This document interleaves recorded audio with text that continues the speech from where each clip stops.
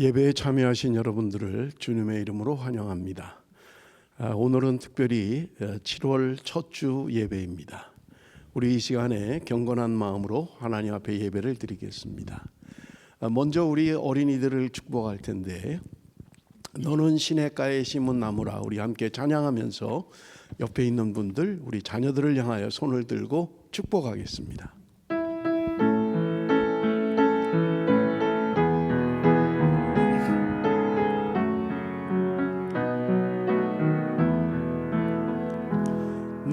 너는 시냇가에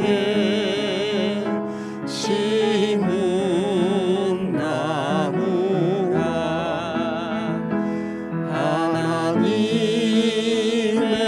사랑 안에 믿음 뿌리 내리고 주의 뜻대로 항상 살리라. 살아계신 아버지 하나님, 이 시간도 주 앞에 나와 머리 숙인 당신의 자녀들을 축복합니다. 저들을 주의 장중에 붙들어 주옵소서. 말씀으로 충만케 하시고 성령으로 충만한 삶을 살게 하여 주옵소서. 험한 세상 살아가는 동안 존귀 여김을 받는 하나님의 백성들이 되게 하여 주옵소서. 저들로 말미암아 저들의 가정에 기쁨이 있게 하시고 믿음의 공동체와 하나님을 기쁘시게 하는 귀한 자녀들이 되게 하여 주옵소서. 하나님이 주시는 기쁨과 소망으로 살아가는 당신의 귀한 자녀들이 되게 하여 주옵소서. 날마다 주의 영으로 충만케 하여 주옵소서. 하나님이 함께하는 귀한 자녀들이 될 수 있도록 주께서 역사하여 주옵소서. 키가 자라고 지혜가 자람에 따라 하나님과 사람 앞에 사랑받는 복된 자녀들이 되게 하여 주옵소서. 그렇게 행하실 하나님을 찬양합니다. 영광받아 주옵소서. 예수님의 이름으로 축복하며 기도합니다. 아멘.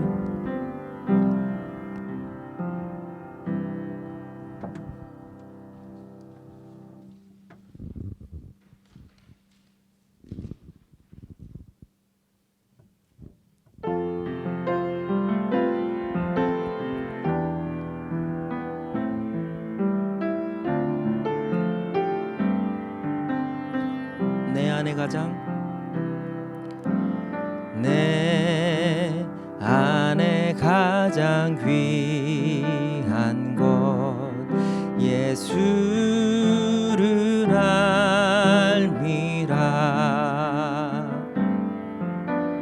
그 은보다 더 귀한 것 예수를 알미라. 세상 지식보다 귀한 것 예수를 알미라. 내 안에 가장 귀한 것 예수를 알미라. 내 안에 가장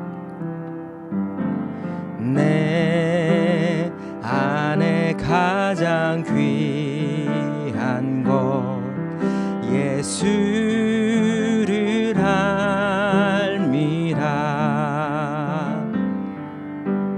그 은보다 더 귀한 것 예수를 알미라.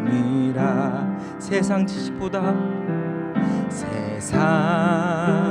지식보다 귀한 것 예수를 알미라. 내 안에 가장 귀한 것 예수를 알미라. 예수의 이름, 예수의 이름, 존귀한 그 이름, 예수의 이름, 능력의 그 이름. 내 안에 가장 귀한 것, 내 안에 가장 귀한 것, 예수를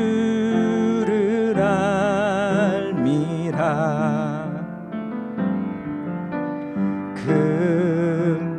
금보다 더 귀한 것, 예수를 알미라. 세상 지식보다 귀한 것, 세상 지식보다 귀한 것, 예수를 알미라. 내 안에 가장 귀한 것, 내 안에 가장 귀한 것, 예수를 알미라. 예수의 이름, 예수의 이름, 존귀한 그 이름, 예수의 이름, 예수의 이름, 능력의 그 이름, 예수의 이름, 예수의 이름, 존귀한 그 이름, 예수의 이름, 예수의 이름, 능력의 그 이름. 아멘. 다시 일어나서 여호와의 유월절 찬양 드리겠습니다.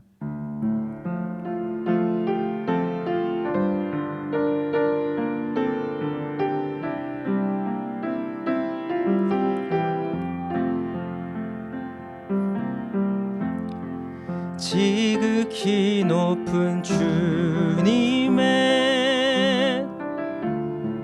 낮이 성소로 들어갑니다. 세상의 신을 벗고서 주 보좌 앞에 엎드리리. 내 주를 향한 사랑과 그 신뢰가 사그러져 갈 때 하늘로부터 이곳에 장막이 덮이네.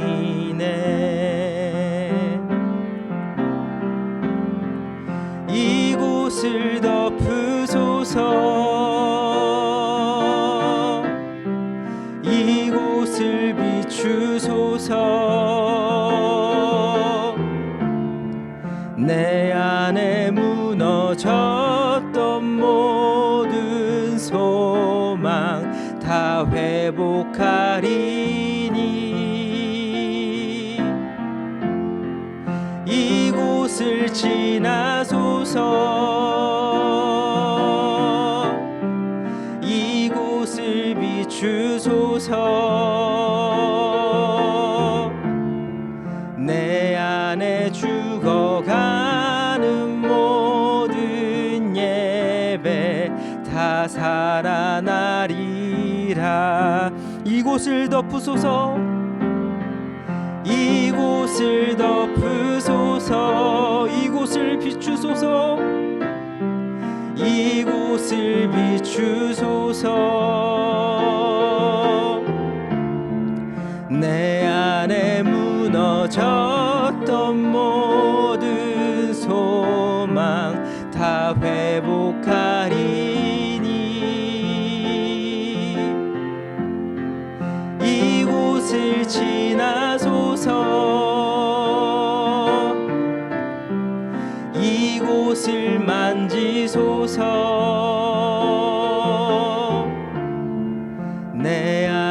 죽어가는 모든 예배 다 살아나리라. 아멘.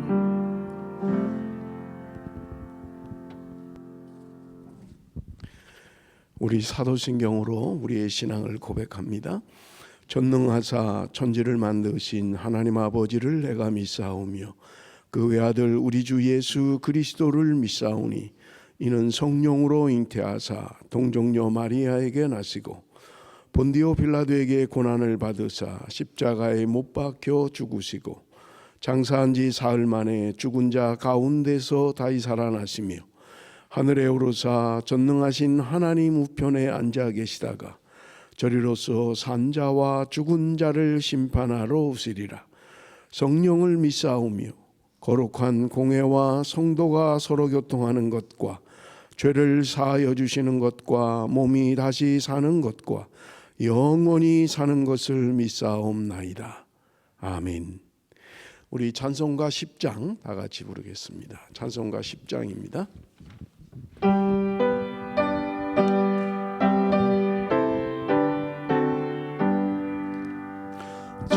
전능왕 오셔서 주 이름 찬송케 하옵소서.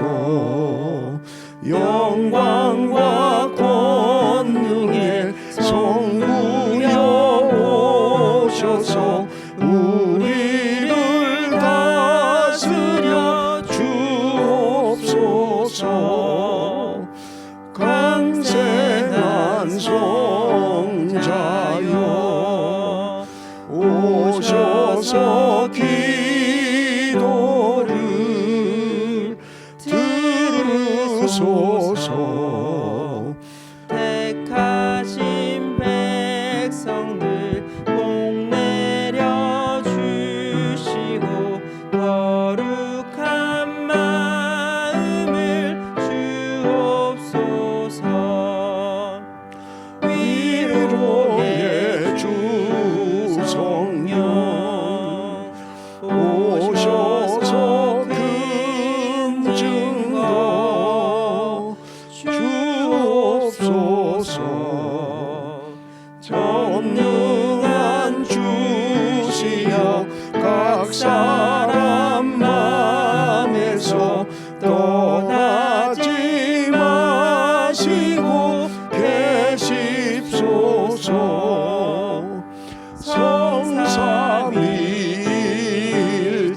성삼위일체께 한없는 찬송을 드립니다. 존귀한 주님을 영광 중에 없고 영원히 모시게 하옵소서.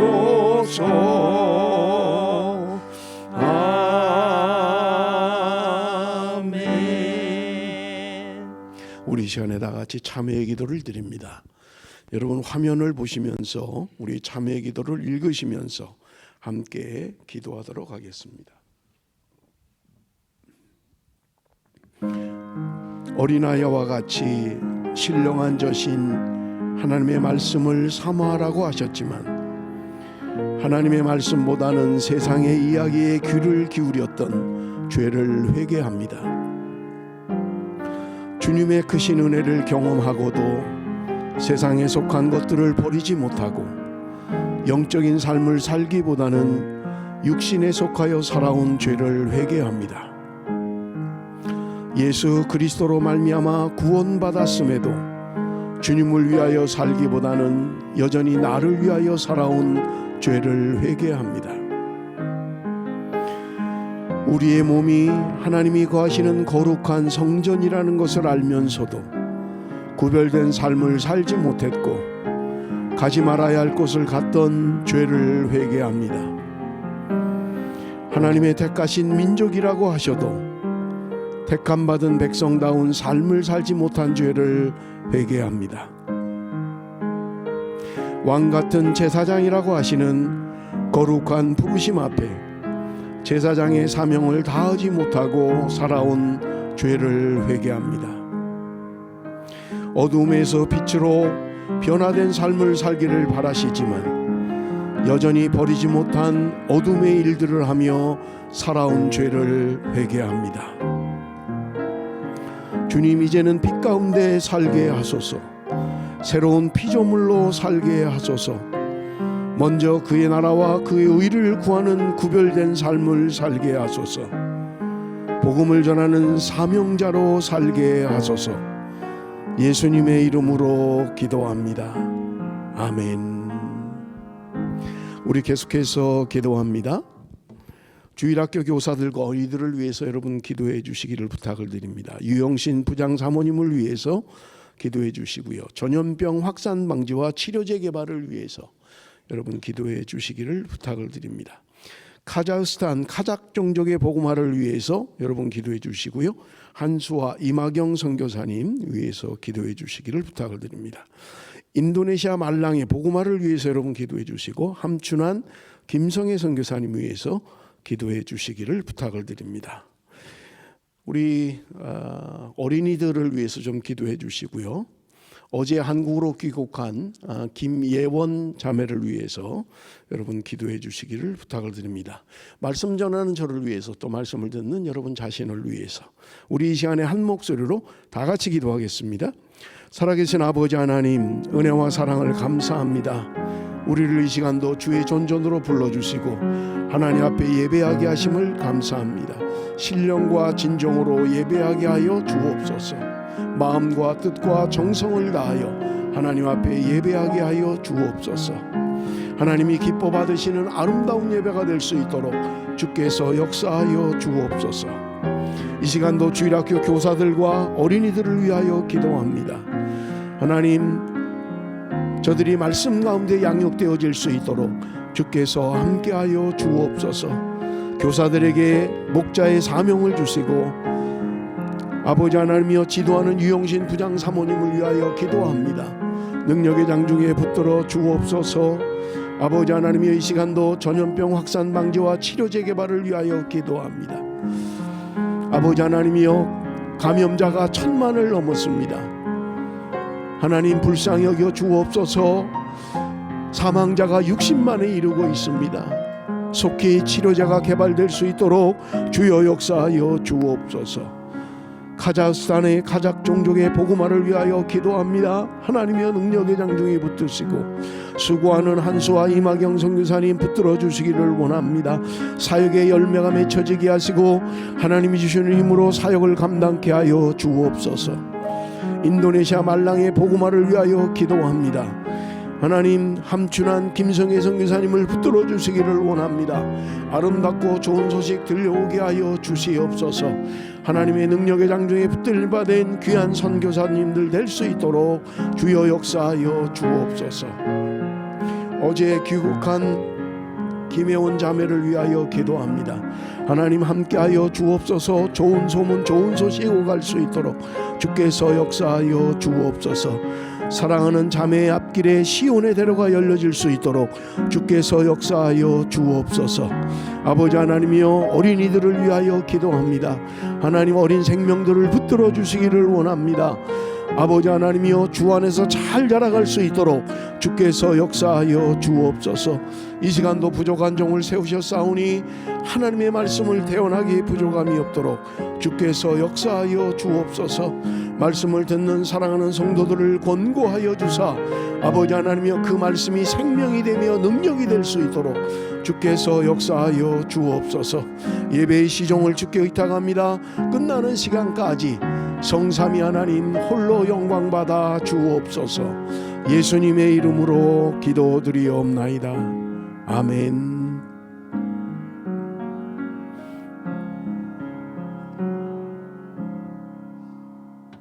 오늘 우리에게 주시는 말씀은 베드로전서 2장 1절에서 10절까지의 말씀입니다.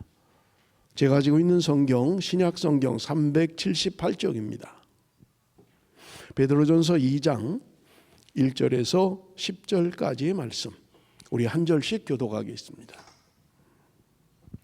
그러므로 모든 악독과 모든 기만과 외식과 시기와 모든 비방하는 말을 버리고 갓난 아기들 같이 순전하고 신령한 젖을 사모하라. 이는 그로 말미암아 너희로 구원에 이르도록 자라게 하려 함이라. 너희가 주의 인자하심을 맛보았으면 그리하라. 사람에게는 버림바가 되었으나 하나님께는 택하심을 입은 보배로운 산돌이신 예수께 나아가 너희도 산돌같이 신령한 집으로 세워지고 예수 그리스도로 말미암아 하나님이 기쁘게 받으실 신령한 제사를 드릴 거룩한 제사장이 될지니라. 성경에 기록되었으되 보라 내가 택한 보배로운 모퉁이 돌을 시온에 두노니 그를 믿는 자는 부끄러움을 당하지 아니하리라 하였느니 그러므로 믿는 너희에게는 보배이나 믿지 아니하는 자에게는 건축자들이 버린 그 돌이 모퉁이의 머릿돌이 되고 또한 부딪히는 돌과 걸려 넘어지게 하는 바위가 되었다 하였느니라. 그들이 말씀을 순종하지 아니함으로 넘어지나니 이는 그들을 이렇게 정하시는 것이라. 그러나 너희는 택하신 족속이요 왕 같은 제사장들이요 거룩한 나라요 그의 소유가 된 백성이니 이는 너희를 어두운 데서 불러내어 그의 기이한 빛에 들어가게 하시니에 아름다운 덕을 선포하게 하려 하심이라. 너희가 전에는 백성이 아니더니 이제는 하나님의 백성이요 전에는 국류를 얻지 못하였더니 이제는 국류를 얻은 자니라. 아멘. 우리 7월 1일부터 베드로전서를 묵상하고 있습니다. 여러분, 우리가 베드로전서를 좀 이해하기 위해서는 베드로전서가 기록된 우리 좀 역사적 배경을 이해하셔야 여러분 성경을 좀 더 이해하기가 쉬울 것입니다. 여러분, 베드로전서가 기록된 큰 배경이 있습니다. 그것은 뭐냐면 주후 64년에 일어났던 로마의 대화재 사건입니다. 64년 정확하게 7월 18일 날 로마는 로마시가 불타게 됩니다. 시가의 3분의 2가 불이 타는 그런 대화재였던 것입니다. 그런데 그 당시 왕이었던 네로가 백성들의 원망이 많아지기 시작하니까 그 방화의 그 범인으로 기독교인들을 지목했던 것입니다. 이것으로 말미암아 여러분 기독교는 대박해가 시작이 되는데 역사 가운데 그 기독교 초기 기독교의 10대 박해가 시작되는 게 네로의 박해입니다. 수많은 사람들이 학살을 당했습니다. 방화범으로 몰려서 어려움을 겪었던 것입니다. 이것이 여러분 그 베드로전서가 기록된 역사적 배경이고요.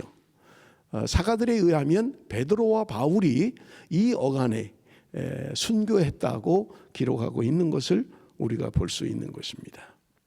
여러분, 이 베드로전서 수신자가 누구인가, 누구에게 이 편지를 썼는가 하는 것은 베드로전서 1장 1절에 기록이 되어져 있는 것을 우리가 볼 수 있습니다. 우리 한번 같이 읽을 텐데요. 베드로전서 1장 1절 말씀입니다. 다 같이 시작. 예수 그리스도의 사도 베드로는 본도, 갈라디아, 갑바도기아, 아시아와 비두니아에 흩어진 나그네. 여러분, 여기 보면 수신자들이 본도, 갈라디아, 갑바도기아, 아시아, 비두니아에 흩어진 나그네들에게 이 편지를 보내고 있다, 그렇게 이야기합니다. 여러분, 좀 생소한 지역들도 있죠. 우리 한번 좀 지도를 보면서 우리 한번 좀 살펴볼 텐데요. 이 지역들이 어딘가 하는 것을 우리 한번 좀 살펴보겠습니다. 여러분, 이 지도는 현대 지도인데 터키 지역의 지도입니다. 여러분, 그 좀 밤색으로 되어 있는 그런 표시가 되어 있는 그런 터키인데 동그라미로 5지역이 지금 베드로전서에 기록되어져 있는 지역들을 지금 이야기하고 있는데요. 왼쪽 맨 밑에 지역이 아시아 지역이다 라고 하는 것이고요. 그 위에가 비두니아 지역인데 여러분, 그 비두니아 동그라미 안에 보면 이스탄불이라고 되어 있죠. 저는 얼마 전까지만 해도 터키 수도가 이스탄불인 줄 알았어요. 왜냐하면 유명하잖아요, 이스탄불이라는 도시가. 그래서 이스탄불이 터키의 수도인 줄 알았는데 사실은 현재 터키의 수도는 이스탄불이 아닙니다. 그 밑에 가운데 원에 보면 앙카라라고 돼 있죠. 이 앙카라라고 하는 것이 현재 터키의 수도인 것입니다. 이 지역은 그 당시에 베드로 전서가 쓰여질 당시에는 갈라디아 지역이었다. 여러분 그렇게 이해를 하시면 될 것 같고요. 그 위에 동그라미 지역을 보면 본도라고 돼 있죠. 이 지역이 그 당시에 본도 지역이고요. 그 밑에 지역이 여러분 갑바도기아라고 하는 그런 지역입니다.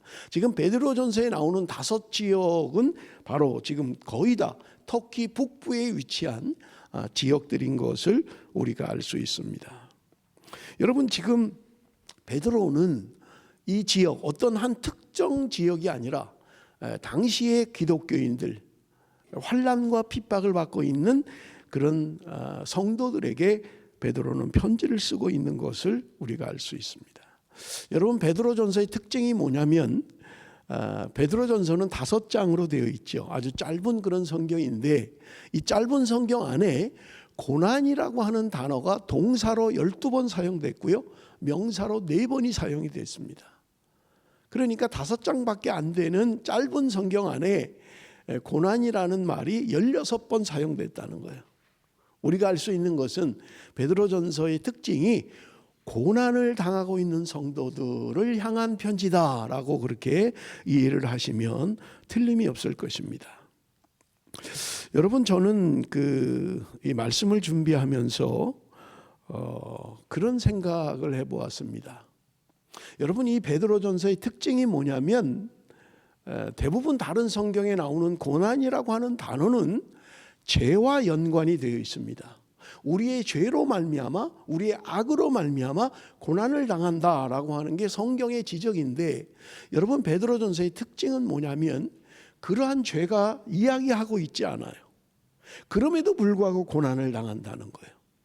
오늘 단지 그리스도인이라는 이름 때문에 고난을 당하고 있는 것을 이야기하고 있다는 말입니다. 그래서 저는 말씀을 준비하면서 생각을 해보았던 거예요. 내가 만약 예수를 믿는 것 때문에 어떤 불이익을 당한다든지 어떤 손해를 감수해야 된다든지 어떤 고난과 위협이 나에게 있다면 나는 예수를 계속 믿을 것인가 라고 하는 것입니다. 내가 믿는 예수,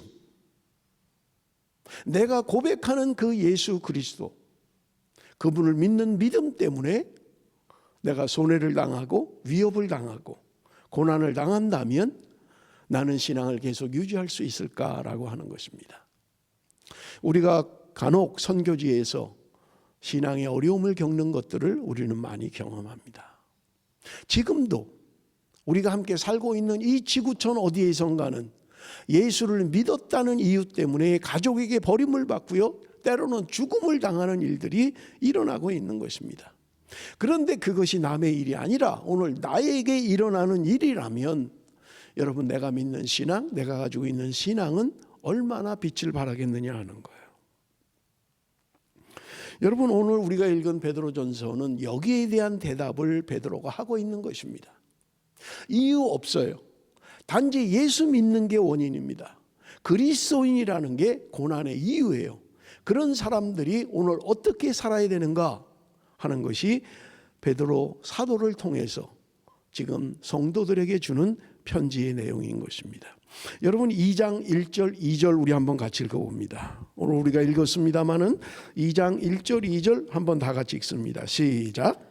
그러므로 모든 악독과 모든 기만과 외식과 시기와 모든 비방하는 말을 버리고 갓난 아기들 같이 순전하고 신령한 젖을 사모하라. 이는 그로 말미암아 너희로 구원에 이르도록 자라게 하려 함이라. 여러분 오늘 본문 2장 1절의 시작을 그러므로라는 접속사로 시작을 하고 있습니다. 우리가 아는 것처럼 그러므로라고 하는 접속사는 앞의 내용의 뭔가 결론으로 이야기할 때 그러므로라고 이야기하고 있는 것입니다. 그렇기 때문에 2장은 앞의 내용인 1장의 결론으로 이야기하고 있는 거예요. 더 정확히는 바로 앞에 있는 1장 마지막 부분인 23절에서 25절의 결론으로 2장을 이야기하고 있다는 말입니다. 우리 한번 같이 볼 텐데요. 1장 23절에서 25절 말씀 우리 한번 같이 읽겠습니다. 다 같이 시작. 너희가 거듭난 것은 썩어질 씨로 된 것이 아니요 썩지 아니할 씨로 된 것이니 살아 있고 항상 있는 하나님의 말씀으로 되었느니라. 그러므로 모든 육체는 풀과 같고 그 모든 영광은 풀의 꽃과 같으니 풀은 마르고 꽃은 떨어지되 오직 주의 말씀은 세세토록 있도다 하였으니 너희에게 전한 복음이 곧 이 말씀이니라. 여러분 여기 23절에 이야기합니다. 너희가 거듭난 것은 썩어질 씨로 된 것이 아니다. 썩지 아니할 씨로 되었다. 그렇게 이야기합니다. 오늘 우리가 거듭난 것은 썩어질 씨로 된 게 아니라는 거예요. 여러분 여기서 썩어질 씨라고 하는 것은요, 어떤 인간적인 노력이나 인간의 방법을 이야기하는 거예요. 그것으로 말미암아 이루어진 것이 아니라 썩지 아니할 씨로 된 것이니 살아있고 항상 있는 하나님의 말씀으로 되었느니라. 오늘 내가 거듭난 것, 내가 오늘 구원받은 것은 썩지 않는 하나님의 말씀으로 말미암아 구원함을 받았다고 성경은 우리에게 분명하게 말씀하고 있는 거예요. 어떤 조건이 아닙니다. 어떤 나의 태도가 아닙니다. 하나님의 말씀으로 말미암아 우리가 거듭남을 받았다, 그렇게 이야기하고 있는 것을 우리가 볼 수 있는 것입니다. 그런데 여러분 여기 오늘 본문에 보면 우리가 신령한 젖을 사모하기 위한 전제 조건을 이야기하고 있는 것을 우리가 볼 수 있는데, 여러분 1절 한번 보십시다. 제가 읽겠습니다. 그러므로 모든 악독과 모든 기만과 외식과 시기와 모든 비방하는 말을 버리고. 여러분 지금 나와 있는 5가지 악독, 기만, 외식, 시기, 비방이라고 하는 것은 육체의 성품, 육체의 소욕에서 나오는 것들을 이야기합니다. 물론 성경은 훨씬 더 많은 것을 이야기합니다. 그냥 대표적으로 이야기한 거지 이게 다라는 말은 아닙니다. 우리 안에 있는 육체의 성품에서 나오는 것들이 이러한 것들이라는 거예요. 그런데 오늘 본문에 보면 비방하는 말을 버리고 이렇게 돼 있어요. 잘못 생각하면 그저 내가 마음대로 할 수 있다고 생각해요. 내가 버리려면 버리고 가지려면 갖고 마음대로 할 수 있다고 생각하는, 할 수 있다는 말입니다. 그런데 여러분 이것은 그런 말이 아닌 거예요. 여러분 제가 새가족반 때 늘 설명을 합니다마는, 여러분 우리의 신앙의 좌소, 우리의 믿음이 거하는 것은 우리의 마음이다, 그렇게 이야기를 해요. 그런데 이 마음이요, 어떤 마음을 갖느냐에 따라서 우리의 삶의 태도가 달라진다는 거예요. 그래서 여러분 여기 오늘 본문에 보면 어린아이와 같이 신령한 젖을 사모하라 라고 이야기하는 것과 대조적으로 여러분 육체의 소욕, 육체의 성품을 이야기하고 있는 것을 우리가 볼 수 있는 것입니다. 무슨 말이냐 하면 하나님의 말씀이 내 마음에 가득 차고 그 말씀이 나를 지배하면 이런 육체의 소욕들로부터 벗어날 수 있다는 거예요. 내가 임의로 그냥 버려야지, 이제 나 악도 안 해, 나 기만 안 해, 이렇게 내가 할 수 있는 게 아니라는 거예요. 우리 마음에서 일어나는 것들인데 이것을 마음대로 되지 않는다는 거예요. 그렇다면 어떻게 해야 되느냐? 우리의 마음에 어떤 것이 차 있느냐, 어떤 것이 내 마음을 지배하느냐에 따라서 우리는 이런 행동들을 하게 된다는 거예요. 다른 말로 하면 우리 마음에 말씀으로 가득 차면 이런 육체의 소욕들이 벗어나게 된다는 거예요. 그러나 여러분 우리가 말씀으로 충만하지 못하면 여러분 우리 안에 이런 육체의 성품들이, 육체의 소욕들이 나를 지배하게 된다는 말입니다. 그러므로 여러분 기억을 하십시오. 내가 너무 세상적이고 세상적인 마음들이 나를 자꾸 지배하다 보면 내가 지금 말씀을 많이 떠나 있구나, 이렇게 생각하면 돼요. 내 안에 내 마음의 말씀으로 충만하면 여러분 이러한 세상적인 것, 육신적인 것, 육체의 성품들이 내 안에 거할 자리가 점점 없어지게 된다는 거예요. 그래서 내가 임의로 내가 가지고 있는 거 버릴 거야, 나 이제 기만도 버리고, 나 이제 뭐 다 탐욕도 버리고, 나 악독도 버리고 다 버릴 거야, 내가 마음대로 할 수 있는 게 아니라는 거예요. 내 마음에 무엇이 차 있는가? 내가 이런 육체의 소욕으로부터 벗어나기 위해서는요, 내 마음의 말씀으로 자꾸 채워야 되는 거예요. 말씀에 거하는 사람, 그럴 때 그 말씀의 능력이 내 안에 있는 육체의 소욕을 쫓아내게 된다는 말입니다.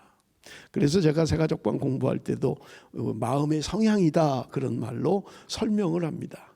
우리 안에 어떤 성향들이 있느냐, 하나님의 말씀을 따라가고자 하는 말씀으로 충만한 사람은 이런 육체의 소욕을 따라가지 않는다라고 말씀을 드립니다. 여러분 말씀드렸습니다마는 어린아이와 같이 갓난아이와 같이 신령한 젖을 사모하라 그렇게 이야기해요. 여러분 신령한 젖이라고 하는 것은 하나님의 말씀입니다. 하나님의 말씀을 사모해야 된다는 거예요. 갓난 아기와 같이 신령한 젖을 사모하라 그렇게 이야기합니다. 그런데 보십시오. 여러분 예수님도 시험을 받을 때 사단이 유혹을 했던 것입니다. 그런데 제일 먼저 유혹했던 게 뭐예요? 떡을 가지고 시험을 했어요. 여러분 사단은 오늘도 우리에게 언제나 유혹하는 거예요. 떡의 문제로 유혹을 하는 거예요.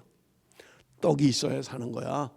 떡 먹어야 사는 거야. 뭐 우리말로 하면 밥을 먹어야 살지. 뭐 기도하고 뭐 하면 밥이 생기냐? 밥을 먹어야 힘을 얻는 거야. 그러니까 밥을 먹어야지 라고 이야기한다는 거예요. 여러분 이것은 사단이 오늘 우리를 유혹해요. 사단의 유혹 방법입니다. 예수님도 이걸 가지고 유혹을 했어요. 40일을 금식한 예수님을 향하여 사단이 떡을 가지고 유혹했던 것입니다. 그러나 여러분 주님은 말씀하셨던 것입니다. 우리가 떡으로만 사는 것이 아니라 살아있는 하나님의 말씀으로 산다고 물리치셨던 것입니다. 우리는 그러면 늘 반문합니다. 아니 그럼 예수 믿는 사람 밥 안 먹어? 아닙니다. 먹어요. 우리도 밥 필요해요. 그러나 여러분 오늘 우리 안에 내가 사는 것은 밥이 아니라 하나님의 말씀이 나를 살게 한다고 성경은 우리에게 말씀하고 있는 것입니다. 우리 2절을 한번 좀 다시 같이 읽어보겠습니다. 2절 말씀을 다시 한번 같이 읽습니다. 시작. 갓난 아기들 같이 순전하고 신령한 젖을 사모하라. 이는 그로 말미암아 너희로 구원에 이르도록 자라게 하려 함이니라. 갓난 아기들 같이 순전하고 신령한 젖을 사모하라. 뭔가 비유로 이야기하고 있어요. 여러분 갓난 아기가 신령한 젖을 엄마의 젖을 사모하는 것처럼 사모하라는 거예요. 여러분 갓난 아기가 얼마나 젖을 사모합니까? 여러분 우리가 아기를 키워보신 분들은 다 알 수 있는 일들입니다. 아기들에게는 엄마의 젖이 생명입니다. 그래서 아기가 배가 고프면 울기 시작하지요. 그러면 엄마는 그걸 알아챕니다. 아, 얘가 배가 고프구나. 그래서 엄마의 젖을 갖다 댑니다. 그러면 아기는요, 엄마의 젖을 빨기 시작하는 거예요. 우리 아이들을 키울 때도 보면 아이들이 젖을 빠는 걸 보면요, 얼마나 힘껏 빠는지 최선을 다해서 빠는 거예요. 이마에 땀이 송글송글 맺힐 정도로 젖을 빠는 거예요. 생명이기 때문에 그런 거예요. 아는 거예요. 아기들도 본능적으로 아는 거예요. 내 이 젖이 엄마의 젖이 나를 살리는 걸 아는 거예요. 내가 살 수 있는 것은 엄마의 젖이라는 걸 알고 있는 거예요. 그래서 정신없이 빠는 거예요. 이마에 땀이 송글송글 맺힐 정도로 엄마의 젖을 빱니다. 그러고 나면요, 배가 차면 아이는 잠이 들어버리는 거예요. 왜요? 최선을 다해서 빨았기 때문에 그런 거예요. 그래서 우리 말을 할 때 그런 이야기를 하잖아요. 젖 먹든 힘을 다한다. 젖 먹든 힘을 다한다. 아기가, 태어난 아기가, 갓난 아기가 그 엄마의 젖을 빨 때 그렇게 최선을 다하는 거예요. 거기에 모든 걸 거는 거예요. 왜냐하면 그것이 생명이기 때문에 그렇습니다. 오늘 우리가 하나님의 말씀을 사모할 때 비유적으로 이야기하고 있는 거예요. 갓난 아이들이 엄마의 젖을 사모하는 것처럼 그렇게 사모해야 된다는 거예요. 그렇게 빨아야 된다는 거예요. 그런데 여러분, 나는 말씀을 그렇게 사모하고 있습니까? 아이들이, 갓난 아기들이 엄마의 젖을 사모하는 것처럼 그렇게 하나님의 말씀을 사모하고 있느냐 하는 거예요. 여러분 오늘 성경이 이야기합니다. 왜 그렇게 그 젖을 사모하고 그렇게 빨아야 된다고 이야기하고 있을까요? 여러분, 이는 그로 말미암아 너희로 구원에 이르도록 자라게 하려 함이라. 내가 구원받았어요. 하나님의 말씀으로 거듭났어요. 그렇다면 이제 자라야 된다는 거예요. 아기들이 젖을 먹으면 자라기 시작하는 거예요. 보이지 않게 맨날 보면, 늘 보면 그 애가 그 애 같은데 여러분 자라는 거예요. 어쩌다가 보는 사람은 아이고 애가 많이 컸네요 라고 이야기하는 거예요. 늘 보는 사람은 늘 그런 것 같아요. 그런데 한번 보는 사람은 다르게 보이는 거예요. 잘하고 있는 거예요. 여러분, 우리가 신령한 여신 하나님의 말씀을 사모해야 되는 이유가 무엇입니까? 오늘 성경은 우리에게 이야기합니다. 우리가 자라간다는 거예요. 하나님의 말씀으로 말미암아 우리가 자라가게 된다고 이야기하는 거예요. 거듭난 게 끝이 아니에요. 태어난 게 끝이 아니에요.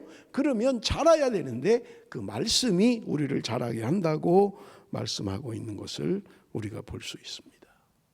사랑하는 성도 여러분, 내가 영적으로 자라기를 원한다면 말씀을 배워야 합니다. 말씀을 가까이 해야 됩니다. 말씀을 읽어야 된다는 거예요.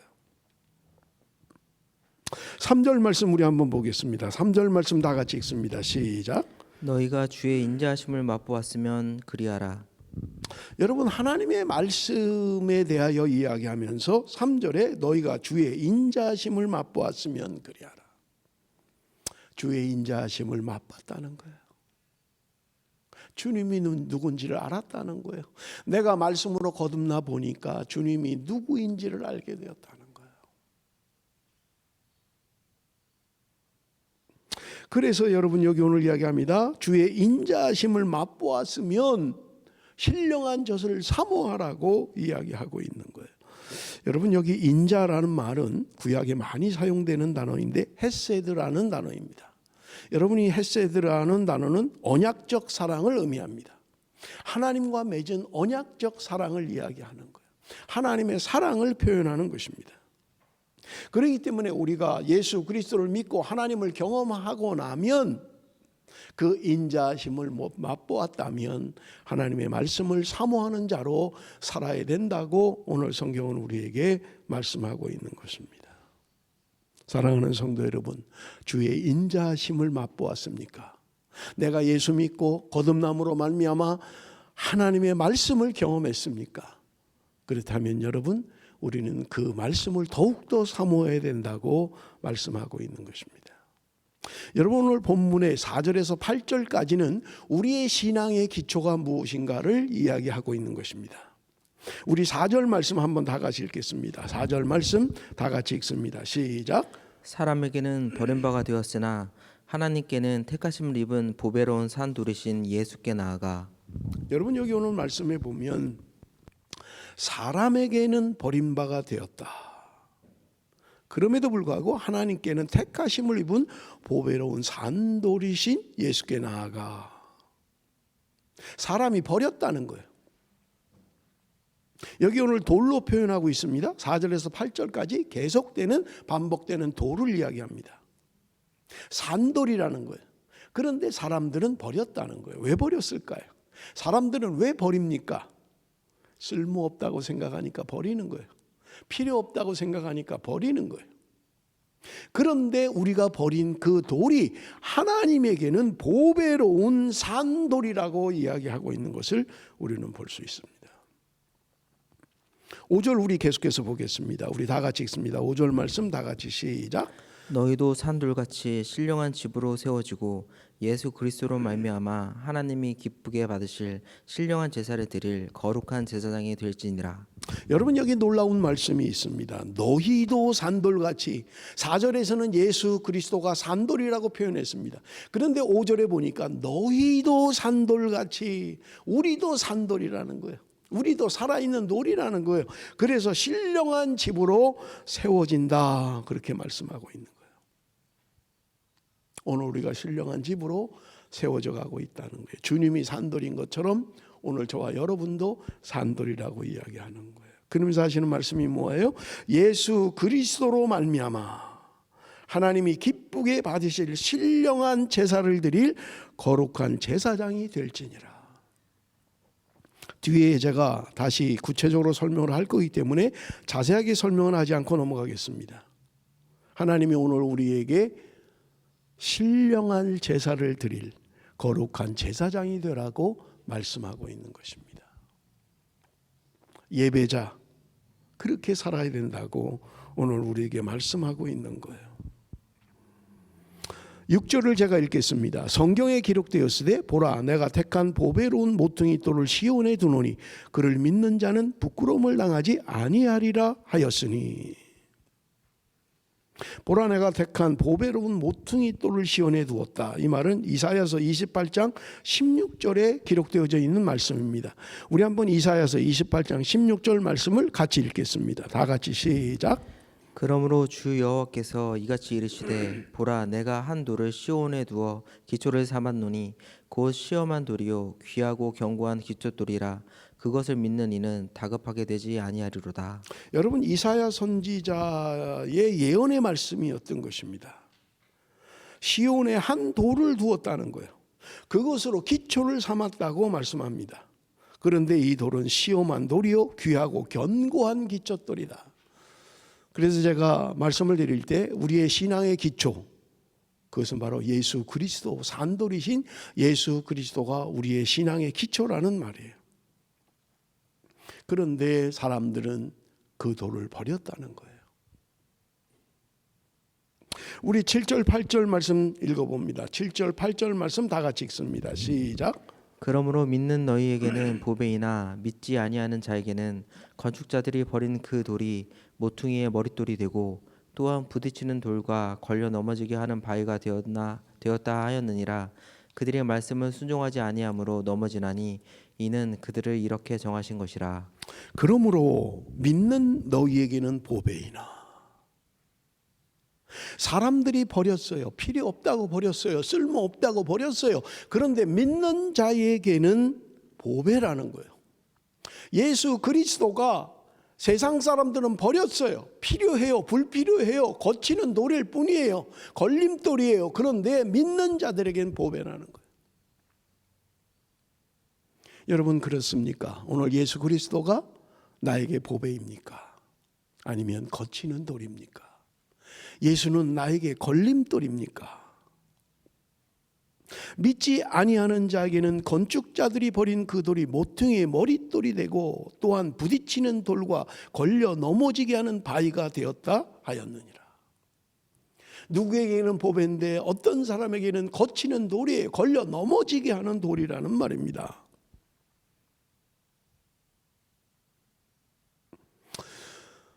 여러분 하나님의 말씀, 나는 부자가 되고 싶어요.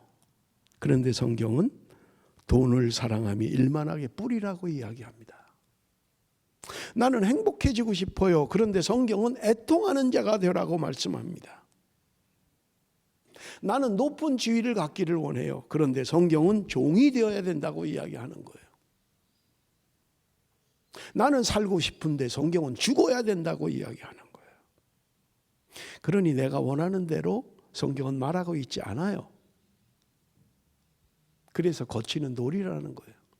걸려 넘어지게 하는 돌이라는 거예요. 내가 세상적으로 좀 잘 살고 싶고 세상적으로 좀 잘 되고 싶고 나는 행복하고 싶고 나는 살고 싶은데 성경은 죽으라고 이야기하는 거예요. 성경은 종이 되라고 이야기하고 있는 거예요. 돈을 사랑하면 안 된다고 이야기하고 있는 거예요. 그러니 여러분 예수는 나에게 거치는 돌이 되고 마는 거예요.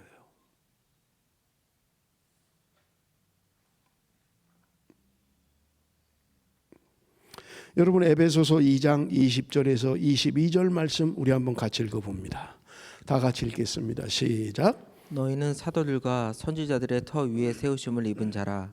그리스도 예수께서 친히 모퉁이 돌이 되셨느니라. 그의 안에서 건물마다 서로 연결하여 주 안에서 성전이 되어가고 너희도 성령 안에서 하나님이 거하실 처소가 되기 위하여 그리스도 예수 안에서 함께 지어져 가느니라. 아멘. 여러분 얼마나 귀한 말씀입니까? 여러분 오늘 베드로서에서 이야기합니다. 예수 그리스도가 산돌이라고 얘기했고요. 우리가 산돌이라는 게 5절에 이야기합니다. 너희도 산돌같이 신령한 집으로 세워지고. 여러분 에베소서는 우리에게 구체적으로 이야기하고 있는 것을 볼 수 있어요.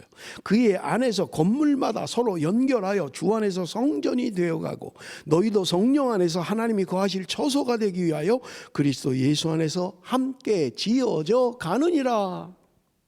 완성이 아니에요. 지어졌다. 너희들은 이미 그렇게 되었다라고 이야기하고 있지 않아요. 지금도 계속입니다. 우리는 지어져 가는 거예요. 그리스도와 함께 그리스도를 기초석으로 해서 모퉁이 돌이 되신 그리스도를 그 기초석으로 해서 우리가 성전으로 지어져 간다고 말씀하고 있는 거예요. 얼마나 아름다운 말입니까? 멈추어 서면 안 돼요. 구원받은 것으로 만족하면 안 된다는 거예요. 우리는 지어져 가는 거예요. 함께 하나님의 거룩한 성전으로 지어져 간다고 성경은 우리에게 말씀하고 있는 것을 볼 수 있는 것입니다. 사랑하는 성도 여러분, 날마다 우리의 삶이 하나님의 거룩한 집으로, 신령한 집으로 세워져 가는 그런 삶이 되시기를 바랍니다. 우리 9절 10절, 우리 마지막 절 우리 함께 같이 읽겠습니다. 9절 10절 말씀입니다. 다 같이 시작. 그러나 너희는 택하신 족속이요 왕 같은 제사장들이요 거룩한 나라요 그의 소유가 된 백성이니 이는 너희를 어두운 데서 불러내어 그의 기이한 빛에 들어가게 하시니에 아름다운 덕을 선포하게 하려 하심이라. 너희가 전에는 백성이 아니더니 이제는 하나님의 백성이요 전에는 긍휼을 얻지 못하였더니 이제는 긍휼을 얻은 자니라. 여러분, 여기 오늘 본문에 보면 우리가 하나 아주 귀한 말씀이지요. 우리는 택하신 족속이요. 여러분, 그리스도인의 신분을 말해주는 것입니다. 제가 그래서 설교 제목을 정하면서 오늘 설교 제목이 나는 누구인가 라는 설교 제목으로 정했습니다. 오늘 이 9절 10절 말씀이 내가 누구인가를 정확하게 말씀하고 있는 거예요. 오늘 말씀으로 거듭난 나는 누구인가 라고 하는 것을 이야기하고 있는 거예요. 성경은 오늘 우리에게 이야기합니다. 너희는 택하신 족속이요 택하신 민족이라는 거예요. 하나님이 우리를 택하셨다는 거예요. 같은 문화, 같은 언어, 같은 목표를 가진 한 민족으로 하나님이 우리를 택하셨다는 거예요. 내가 택한 게 아니에요. 내가 취사 선택한 게 아니라는 거예요. 하나님이 우리를 선택하셨다는 거예요. 여러분, 두 번째는요, 왕 같은 제사장이라고 이야기합니다. 왕 같은 제사장이라는 거예요. 하나님께서 오늘 저와 여러분을 왕 같은 제사장으로 부르신 거예요. 그래서 여러분, 출애굽기 19장 6절에도 너희가 내게 대하여 제사장 나라가 되며, 이사야 61장 5절에 오직 너희는 여호와의 제사장이라 일컬음을 받을 것이다. 하나님이 오늘 우리를 거룩한 제사장으로 부르셨다는 거예요. 아까 5절에 설명을 다 못했습니다마는 하나님이 기쁘게 받으실 신령한 제사를 드릴 거룩한 제사장이 될지니라. 하나님이 우리를 제사장으로 부르셨다는 거예요. 여러분, 제사장의 사명은 무엇입니까? 여러분, 우리가 구약시대 제사장들을 보면요, 구별된 사람들이에요. 구약의 제사장들을 보면요, 옷는 입도 마음대로 입으면 안 돼요. 먹는 음식도 마음대로 먹으면 안 돼요. 하나님께 드려지는 제물도 구별되어야만 하는 거예요. 제사장 자체가 구별돼야 돼요. 그게 특징입니다. 구별된 사람들이에요. 무엇을 위해서요? 여러분, 여기 신령한 제사를 드릴, 5절에 이야기하는 것처럼 신령한 제사를 드릴 거룩한 제사장이 되라고 이야기하는 거예요. 오늘 하나님이 우리를 제사장으로 삼으셨어요. 나는 가정에서 거룩한 제사장의 사명을 감당하고 있는가? 나는 직장에서 거룩한 제사장의 사명을 감당하고 있는가? 나는 학교에서 거룩한 제사장으로 살고 있는가? 라고 하는 거예요. 계시록 1장 6절 우리 한번 같이 읽어봅니다. 계시록 1장 6절입니다. 다 같이 읽습니다. 시작. 그의 아버지 하나님을 위하여 우리를 나라와 제사장으로 삼으신 그에게 영광과 능력이 세세토록 있기를 원하노라. 아멘. 아멘. 하나님을 위하여 우리를 나라와 제사장으로 삼으셨다는 거예요. 하나님을 위해서 우리를 나라와 제사장으로 삼으셨다. 여러분, 제사장의 사명은 중보의 사명입니다. 하나님께로 인도하는 거예요. 이 어둠에 있는 예수 그리스도를 모르는 저들을 하나님께로 인도하는, 하나님으로 인도하는 중보의 사명이 제사장의 가장 귀한 사명인 것입니다.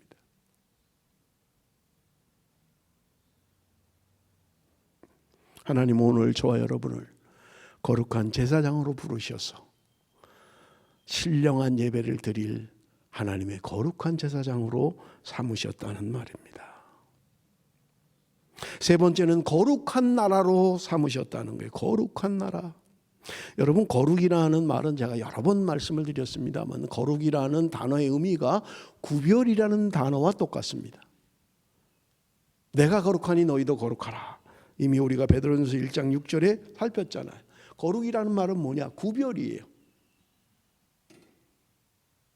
구별되지 않고는 거룩할 수가 없어요. 거룩은 어떤 자세나 태도를 말하지 않습니다.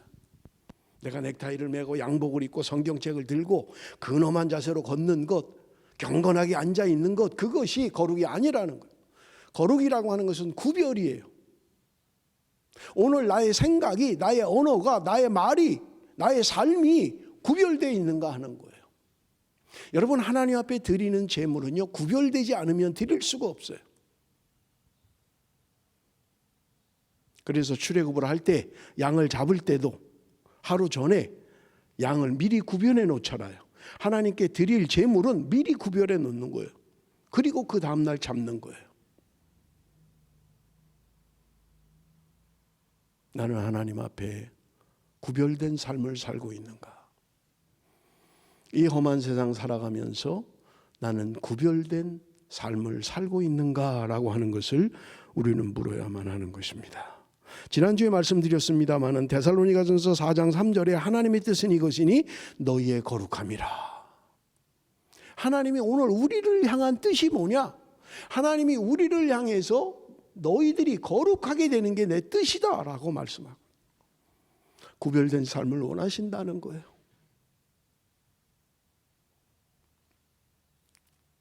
이 죄 많은 세상 가운데, 하나님을 하나님으로 알지 못하는 세상 가운데서 나는 구별된 삶으로, 그런 거룩한 자로 살고 있느냐 하는 것입니다.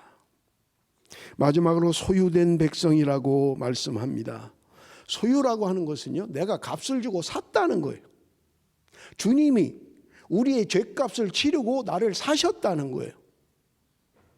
이것이 바로 소유된 백성입니다. 소유된 백성은요, 내 마음대로 할 수 없지요. 주인의 뜻에 따라야죠. 나를 샀으니까요. 주인이 너 좀 가서 이것 좀 해라 그랬는데, 아, 주인이요, 나 지금 피곤합니다. 내가 다음에 할게요. 이러는 종은 없어요. 내가 아니에요. 내 시간이 아니에요. 내 몸이 아니에요. 내 것이 아니에요. 하나님의 것이라는 거예요. 하나님이 나를 소유된 백성으로 삼으셨다는 거예요. 나를 값을 지불하고 샀다는 거예요.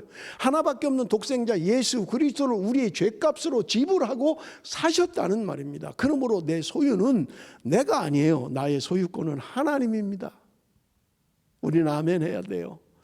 나는 내 것이 아닙니다.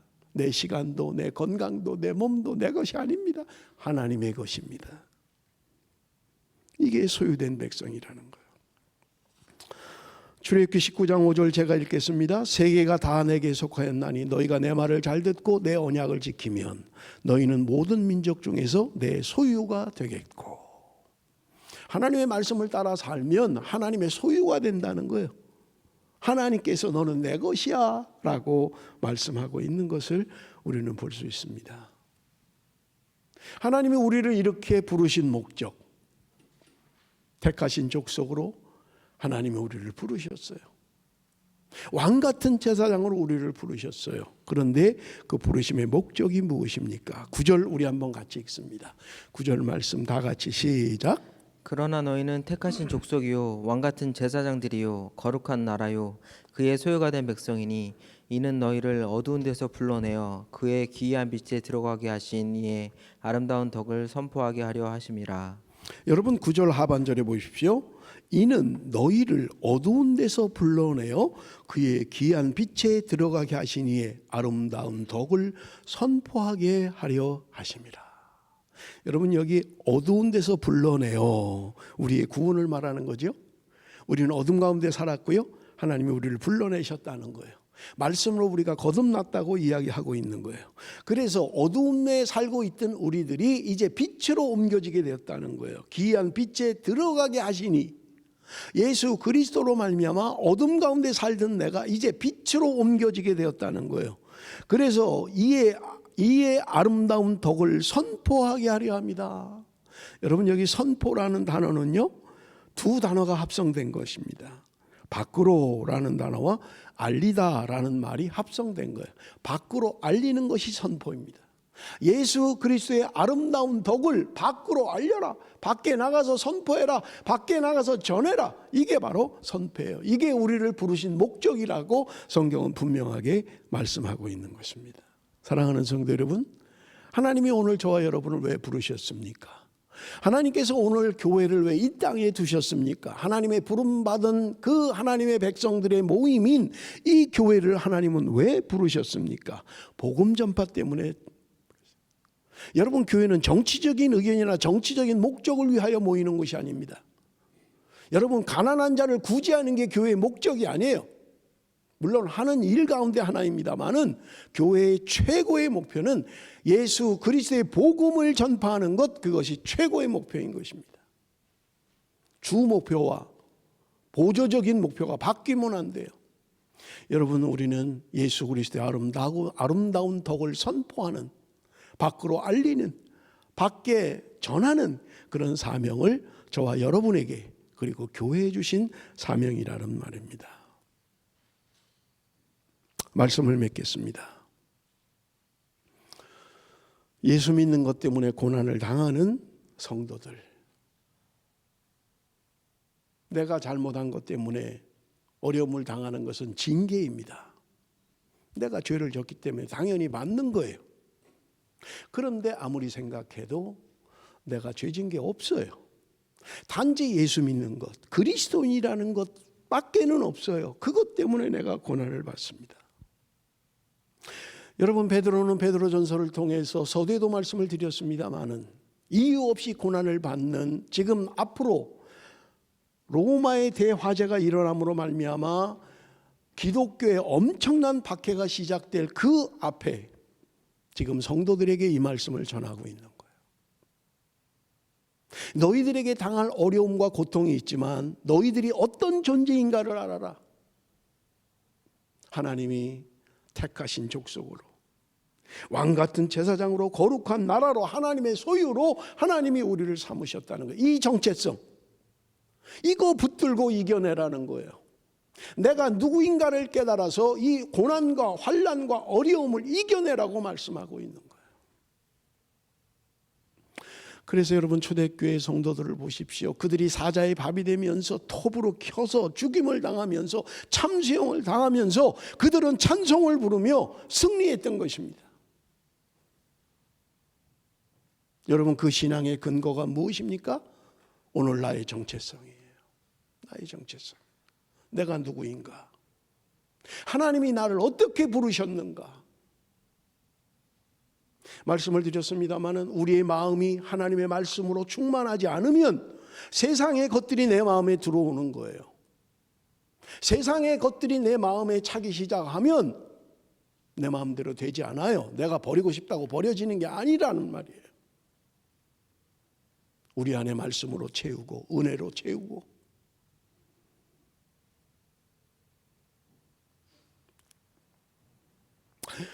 우리 오늘 찬양을 했습니다마는 찬양을 하는데 눈물이 왈칵 쏟아지는 거예요. 내게 가장 귀한 것, 내게 가장 귀한 것. 잊고 살았던 거예요. 내게 가장 귀한 것이 무엇인지, 내가 누구인지, 내가 어떻게 존재하는지 잊었던 거예요. 사랑하는 성도 여러분, 우리는 회복해야만 합니다. 그 은혜가 나를 살게 해야 돼요. 주의 인자하심이 나를 살게 해야 돼요. 주의 은혜로 사는 거예요. 내 힘으로, 내 능력으로 그렇게 사는 게 아니에요. 은혜를 사모하고 주의 은혜가 떠나지 않도록 우리는 그런 삶을 살아야만 하는 것입니다. 그렇게 고난을 당하고 어려움을 당했던 성도들, 여러분 히브리서는 이야기합니다. 구름같이 둘러싼 허다한 증인들이 오늘 우리 앞에 있다는 거예요. 나만 이런 어려움을 겪고 있는 게 아니라는 거예요. 이미 수백 년, 수천 년 전부터 우리의 신앙의 선배들이 걸어왔던 길, 그리스도인이라는 이름 때문에 환난을 당하고 어려움을 당하고 핍박을 받고 불이익을 당했던 우리의 허다한 그 증인들이 우리를 지금 격려하고 위로하고 있다는 거예요. 나만 왜 이렇게 어려울까? 나만 왜 이렇게 힘든 삶을 살아야 될까? 아닙니다. 우리의 앞서간 신앙의 선배들도 똑같은 길을 걸어왔어요. 우리보다 더한 어려움을 겪었다는 거예요. 그래도 그들은 말씀을 붙들고 주님을 붙들고 떠나지 않았던 거예요. 승리하는 삶을 살았다는 것입니다. 사랑하는 성도 여러분, 그래서 히브리서는 이야기합니다. 믿음의 주요 온전케 하시는 이인 예수를 바라보자. 주님을 바라보자는 거예요. 우리의 앞서가신 주님이 어떤 길을 걸으셨는지 주님을 바라보자는 거예요. 사랑하는 성도 여러분, 우리 베드로전서를 묵상하면서 힘들고 어려운 핍박과 박해와 학살의 어려움을 겪었던 그 성도들을 향하여 베드로 사도는 권면하고 위로하는 것입니다. 이겨내야 된다. 말씀을 붙들고 그 말씀으로 승리해야 된다라고 말씀하고 있는 것입니다. 사랑하는 성도 여러분, 세계적으로 어려움을 겪고 있습니다. 우리가 이길 것은 다른 것이 아닙니다. 하나님의 말씀으로, 하나님의 은혜로 이기는 거예요. 하나님의 사랑이 넉넉히 이겨간다고 우리에게 말씀하고 있는 거예요. 우리 회복합시다. 하나님의 은혜를 회복하고 우리의 마음이 하나님께로 향할 수 있도록 날마다 거룩한 제사장으로 신령한 제사를 드리는 하나님의 사람으로 살아가시는 저와 여러분이 되시기를 주님의 이름으로 축원합니다. 기도하겠습니다. 살아계신 아버지 하나님, 힘들고 어려운 시간들을 보내고 있습니다. 베드로 사도가 성도들에게 권면하는 것처럼 내가 누구인지를 알게 하여 주옵소서. 택하신 민족으로 왕같은 제사장으로 거룩한 나라와 소유된 백성으로 삼으신 그 하나님, 말씀으로 우리를 거듭나게 하시고 신령한 젖을 사모함으로 말씀 안에 거하게 하심을 감사합니다. 아버지 하나님, 흔들리지 않게 하여 주옵소서. 우리의 마음과 생각이 예수를 바라보게 하여 주옵소서. 주님만 바라보며 승리하는 삶을 살아갈 수 있도록 주께서 함께하여 주옵소서. 예수님의 이름으로 기도드리옵나이다. 아멘. 우리 이 시간에 찬송가 336장 우리 찬송 부르시면서 준비한 예물을 하나님 앞에 드립니다.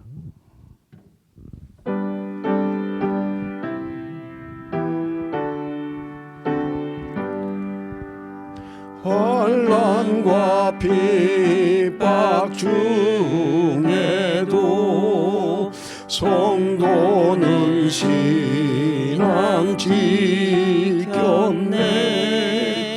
이 신앙 생각할 때에 기쁨이 충만하도다.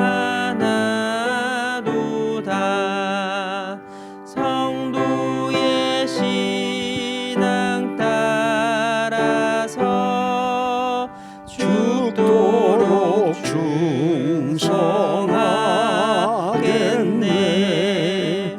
옥중에 매인 성도나 양심은 자유 얻었네. 우리도 고난받으면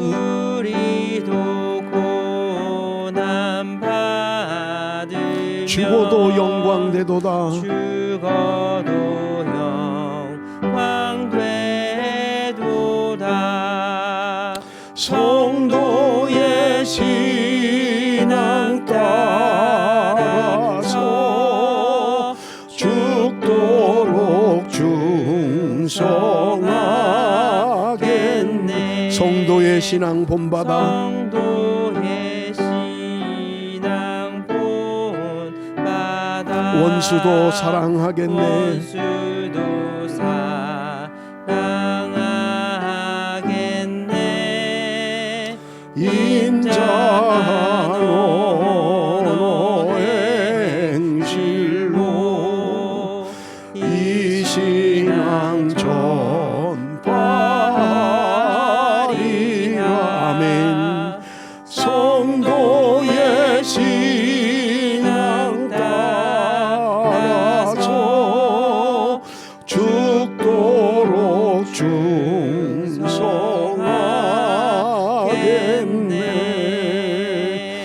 아멘.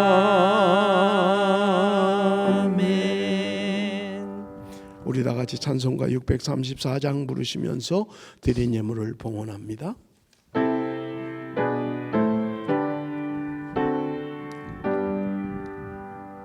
모든 것이 주께로부터 왔으니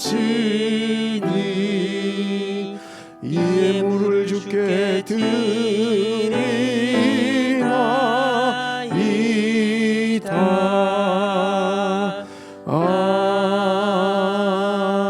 아멘. 살아계신 아버지 하나님, 주의 백성들이 이 시간 귀한 예물 하나님 앞에 드립니다. 하나님의 예물이 온전히 하나님의 나라 위하여 사용되어지게 하여 주옵소서. 아버지 하나님, 이 시간도 특별히 기도하옵기는 예물이 없어서 드리지 못하는 손길마다 하나님 앞에 마음껏 바치고도 풍성한 삶을 누릴 수 있도록 은혜 베풀어 주옵소서. 예수님의 이름으로 기도드리옵나이다. 아멘. 여러분 보내드린 우리 교회 주보를 여러분 참조해 주시기를 부탁을 드립니다. 우리 기도했습니다마는 김예원 자매가 어제 한국으로 출국을 했습니다.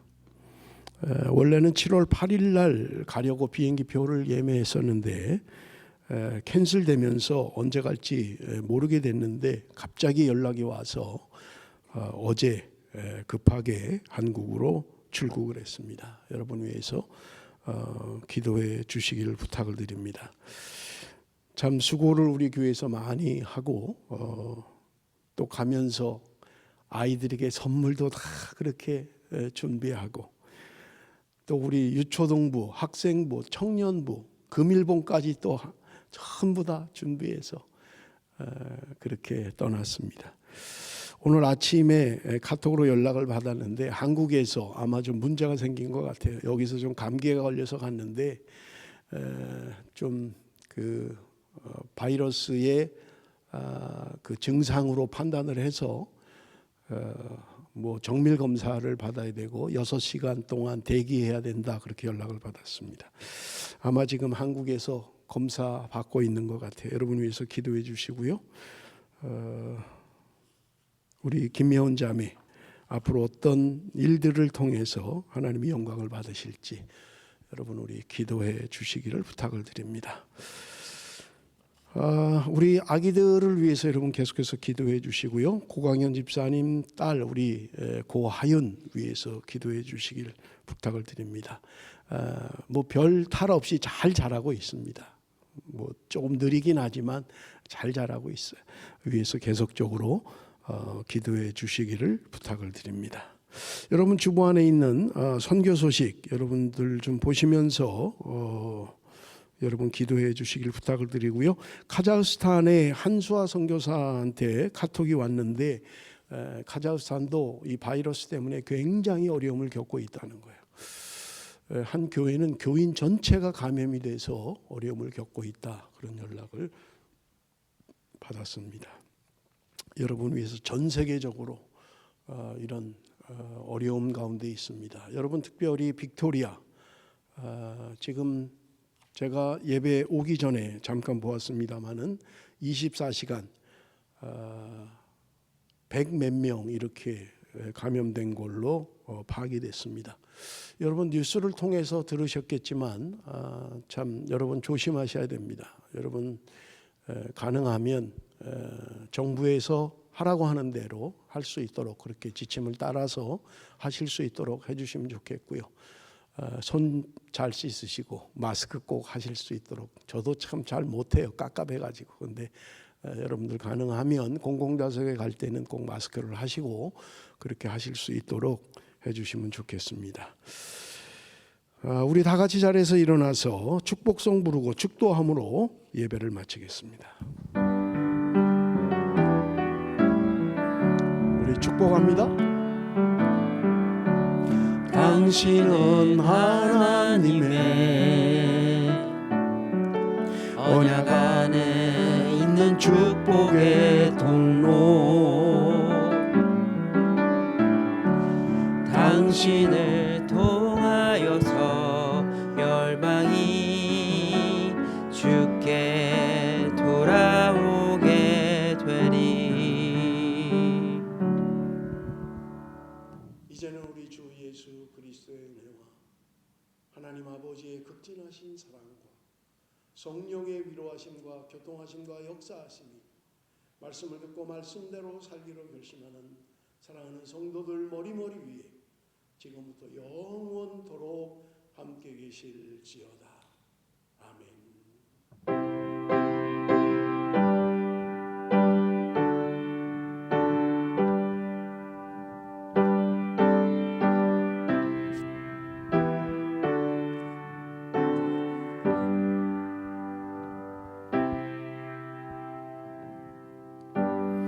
예배를 마쳤습니다. 여러분 한 주간 동안도 주 안에서 평안하시기 바랍니다.